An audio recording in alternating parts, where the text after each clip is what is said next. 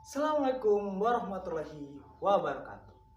Perkenalkan, nama saya Ahmad Barproyogo dengan NPM 1917011043 dari jurusan Kimia. Kali ini saya akan menjelaskan mengenai metode penelitian scientific research. Apakah kamu tahu apakah itu scientific research? Mari kita ulik bersama. Jadi, scientific research itu sendiri merupakan suatu proses penyelesaian sebuah masalah dengan tujuan untuk menemukan deskripsi teoritik yang mengendalikan suatu masalah tersebut. Sehingga dapat kita simpulkan, scientific research merupakan sebuah metode untuk menyelesaikan sebuah masalah. Merupakan suatu kegiatan dalam rangka pemecahan suatu masalah yang bertujuan untuk mencari teori baru, menguji berlakunya teori yang telah ada, dan menerapkan teori yang telah ada dan mengembangkan teori tersebut. Itu merupakan sebuah pengertian dari scientific research. Kegiatan sistematik terkontrol. Proses penyelesaian masalah tersebut dilakukan melalui serangkaian kegiatan sistematik yang terkontrol tentunya untuk melakukan langkah-langkah dalam metode ilmiah tersebut. Yang pertama, yaitu perumusan masalah atau problem statement. Mengidentifikasi masalah sedemikian rupa sehingga dengan analisis yang mendalam dan pemikiran yang mempertimbangkan berbagai faktor untuk dapat dirasionalisasikan atau dapat secara objektif diterima oleh masyarakat luas dengan tujuan untuk menyelesaikan masalah-masalah yang diteliti. Yang selanjutnya yaitu formulasi atau hipotesis. Hipotesis formulation merupakan identifikasi hubungan logis antara masalah yang diteliti dengan teori-teori yang telah ada untuk dijadikan penunjang dalam menentukan teori kita bahwa teori kita masih searah atau sejalur dalam penelitian-penelitian sebelumnya dan dapat dirumuskan dengan sebuah hipotesis atau dugaan sementara. Yang selanjutnya yaitu rancangan atau experimental design. Rencana strategis merupakan serangkaian eksperimen untuk memverifikasi bahwa hipotesis telah melalui observasi atau pengukuran yang dirancang secara cermat sehingga kita dapat mengetahui bahwa apakah hipotesis kita itu benar ataukah ada kesalahan yang perlu diperbaiki. Sedangkan untuk selanjutnya yaitu kesimpulan atau conclusion merupakan hasil penelitian melalui analisis dan interpretasi hasil observasi dan atau pengukuran yang telah dilakukan sebelumnya. Yang terakhir yaitu publikasi atau publication. Merupakan sebuah komunikasi kesimpulan yang dapat diperoleh dalam khasanah ilmu pengetahuan untuk berbagai cara sehingga masyarakat luas dapat mengetahui karya-karya kita. Contoh pada penerapan tugas akhir. Baik, untuk bentuk penerapannya sendiri adalah pada saat pembuatan tugas akhir. Seperti yang dapat saya contohkan pada bagian 1, yaitu latar belakang. Penggunaan pupuk nitrat dalam pertanian dan kegiatan industri menghasilkan air limbah yang dapat menyebabkan peningkatan kandungan nitrat dalam air. Dalam air permukaan maupun air tanah, kandungan nitrat yang diperbolehkan dalam air minum sebesar 10 mg per liter berdasarkan WHO 2011. Kelebihan kadar nitrat dalam air dapat menyebabkan gangguan kesehatan pada manusia. Dalam kondisi asam, nitrat akan berubah menjadi nitrit yang dapat mengganggu atau menyebabkan kanker. Untuk yang selanjutnya, stabilitas dan kelarutan yang tinggi menyebabkan ion nitrat sulit untuk dihilangkan di air dengan metode pengolahan air limbah secara konvensional.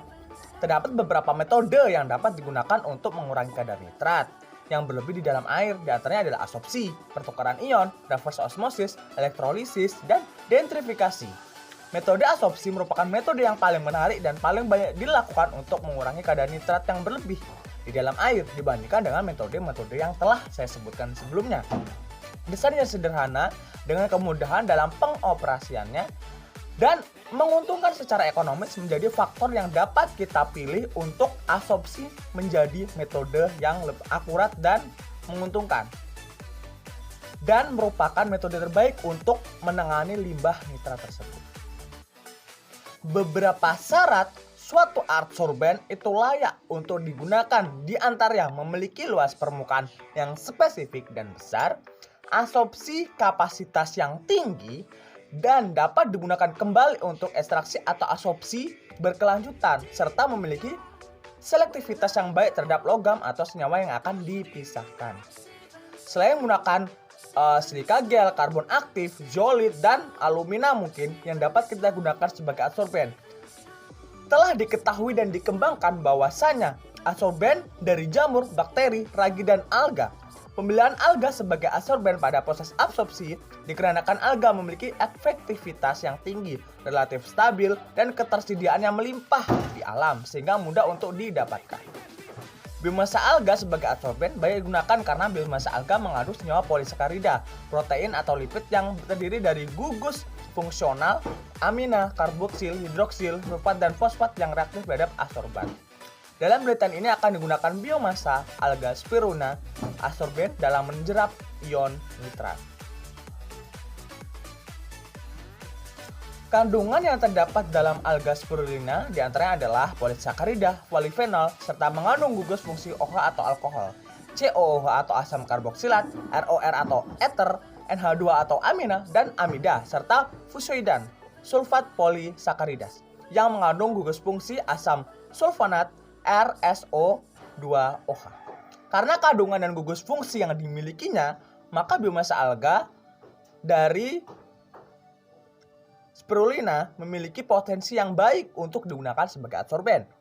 Kemudian, untuk meningkatkan kapasitas adsorpsinya terhadap ion nitrat, maka biomasa alga dari spirulina tersebut dimodifikasi menggunakan surfaktan CATB atau cetyl trimethyl amonium bromida yang merupakan jenis surfaktan kationik. Surfaktan CATB atau cetyl trimethyl amonium bromida dipilih karena dapat mengubah karakter bagian permukaan alga yang merupakan anion menjadi bermuatan parsial positif atau kation dengan melakukan pertukaran kation anorganik dengan katon organik atau surfaktan, sehingga akan mudah dilakukan penjerapan seperti itu. Yang kedua, tujuan. 1. Mempelajari cara sintesis dan karakterisasi adsorben alga spirulina yang dimodifikasi dengan surfaktan CATB. 2. Menentukan pH, waktu kontak, dan konsentrasi optimum dari adsorben alga spirulina termodifikasi untuk mengabsorpsi ion nitrat. Selanjutnya adalah hipotesis atau dugaan sementara yang dapat kita kaitkan dengan data-data yang telah kita sebutkan sebelumnya di latar belakang. Untuk dari hipotesis itu sendiri yaitu dengan memodifikasi adsorben alga spirulina SP dengan surfaktan CATB dapat lebih efektif dalam menjerap limbah ion nitrat. Yang selanjutnya adalah metode.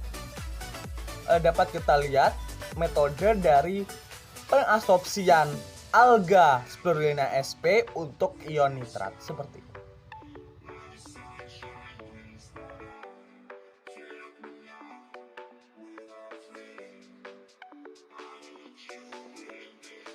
Yang berikutnya yaitu kasana ilmu pengetahuan dalam metode ilmiah. Ada beberapa, yaitu ada ensiklopedia, handbooks, annual reports, ada periodical yang berupa original papers atau review papers.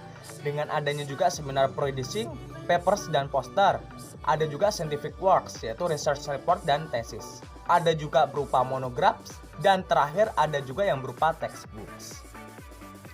Berikut ada metode dari awal perancangan metode ilmiah hingga akhir yang dapat kita simpulkan. Yang pertama yaitu problems atau masalah. Dalam metode ilmiah kita harus menemukan masalah sehingga masalah tersebut dapat diambil hipotesis bahwasanya diambil dugaan sementara dalam upaya menyelesaikan masalah tersebut. Lalu dilakukan rancangan eksperimen dan dilakukan eksekusi sehingga didapatkanlah data. Data tersebut dianalisis secara induktif, baik secara kualitatif ataupun kuantitatif, sehingga didapatkan kesimpulan bahwasannya apakah hipotesis kita itu benar ataukah masih ada kesalahan.